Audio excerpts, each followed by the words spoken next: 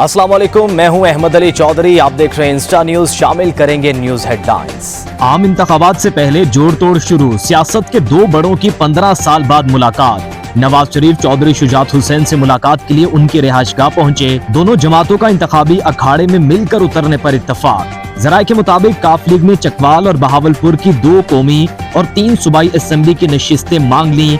रहनुमाओं ने कहा, माजी में जो नशिस्तें काफ लीग ने जीती थी, नून लीग उन पर उम्मीदवार खड़ा नहीं करेगी। सीट एडजस्टमेंट से मुतालिक दोनों जमातों का कमेटी बनाने पर इत्तफाक।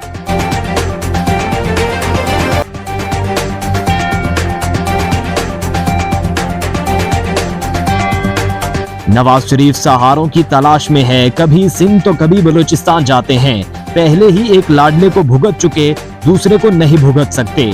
पीपल्स पार्टी रहनुमा फैसल करीम कुंडी की तनकीद, कुछ जमातें सर्दी और अमनो अमान का बहाना बना रही हैं। मौलाना फजलुर रहमान पीटीआई हुकूमत में भी हालात खराब होने का कह रहे थे। वहाँ उनका गवर्नर है, हालात ठीक क्यों नहीं किए? हम इंतखाबात के लिए तैयार हैं। नासिर हुसैन शाह का सिंध से 50 और बलूचिस्तान से 60% जीतने का दावा। कहा, जनूबी पंजाब से भी सरप्राइज है।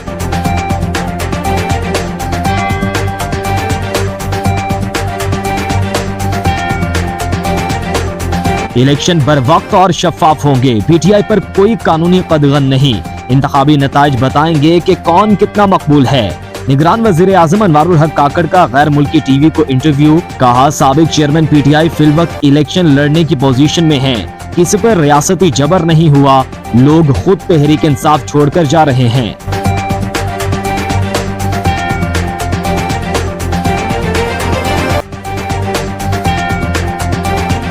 इलेक्शन शेड्यूल जारी करने से रोकने की दरखास्त, इस्लामाबाद हाई कोर्ट का बेंच तश्कील। चीफ जस्टिस आमिर फारूक कल दरखास्त पर समाअत करेंगे।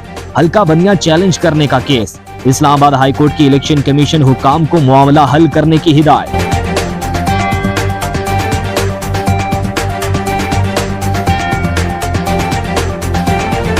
तौहीन इलेक्शन कमीशन और चीफ इलेक्शन कमिश्नर की साबिक चेयरमैन पीटीआई और फवाद चौधरी का ट्रायल अडियाला जेल में ही होगा।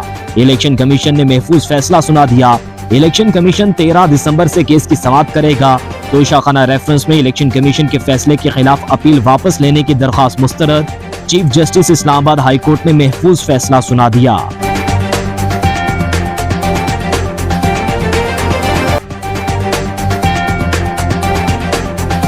£190 मिलियन स्कैंडल मुल्क की तारीख का सबसे बड़ा डाका है। अब तो सुप्रीम कोर्ट ने भी कह दिया कि ये हुकूमत का पैसा था। अलकादिर ट्रस्ट का केस रोजाना की बुनियाद पर चलाया जाए। निगी रहनुमा तातारड़ का मुतालिबा। कहा, मलिक रियाज कहाँ हैं, क्यों पेश नहीं होते? जॉन ब्रॉक्स के नाम से फेक अकाउंट से पीटीआई का झूठा प्रोपेगेंडा किया जा रहा है। करप्शन से मुतालिक सर्वे में जेम्स बिश की तस्वीर लगाने की क्या जरूरत थी?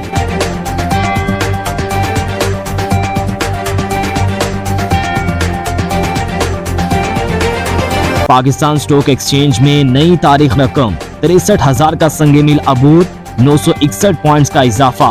100 इंडेक्स 63,917 पर बंद। डॉलर 24 पैसे सस्ता $284.14 का हो गया। एशियाई तरक्याती बैंक ने पाकिस्तान के लिए 75 करोड़ 88 लाख डॉलर कर्ज की मंजूरी दे दी।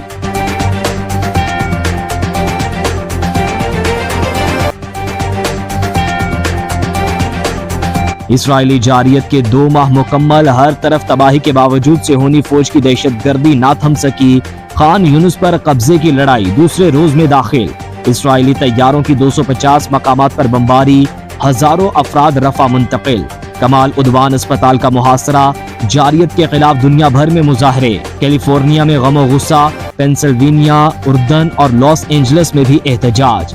मुजालिम बंद करने का मुतालिबा।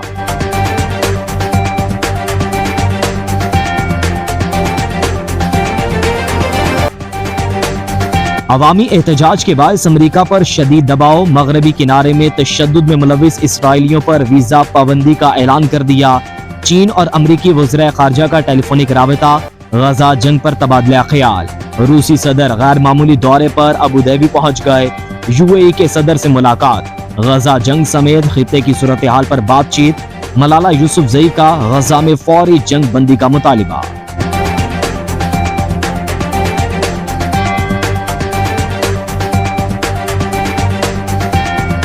हेडलाइंस आपने जानी। न्यूज स्टूडियो से अब तक के लिए इतना ही। देखते रहिए इंस्टा न्यूज।